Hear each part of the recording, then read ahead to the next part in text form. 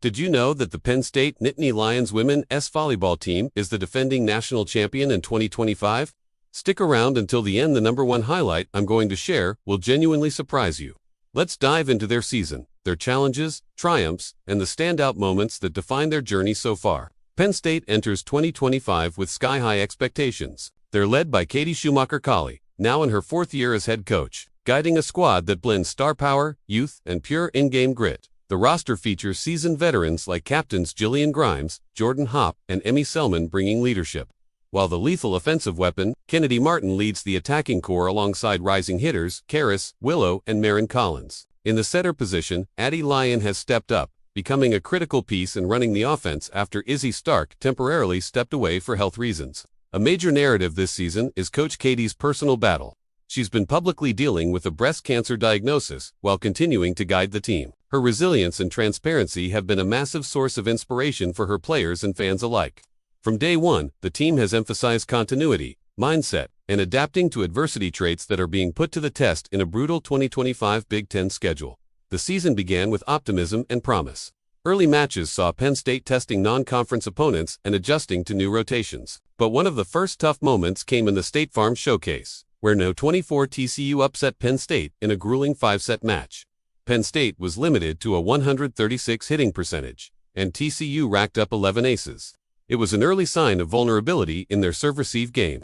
Soon after, a nationally ranked Kentucky team swept them 3-0, a harsh dose of reality in high-stakes play. Still, the team bounced back in matches like the one against USC, where Kennedy Martin tallied an incredible 29 kills in a 5-set win. It showed that while the path is rocky, they can still grind out close victories. If there was one match the Penn State faithful circled on their calendars, it was Nebraska at Rec Hall on October 3rd. Nebraska entered undefeated, while Penn State hoped to upset the No. 1 team on their home court, but the result was brutal. Nebraska swept Penn State 3-0 with set scores of 25-6, Vinci Cinquemana-Skinzi, and 25-13. The Huskers hit an astounding 437 versus Penn State's negative 114, dominating in every phase of the game. Penn State's offense leaned heavily on Kennedy Martin, but even she was contained. The Huskers' balance and depth proved overwhelming. You just couldn't shut one person down. Penn State left Rec Hall that night knowing there's a big gap to close, but sometimes the harshest lessons are the ones that fuel the most growth. Even in a challenging season, some patterns have emerged.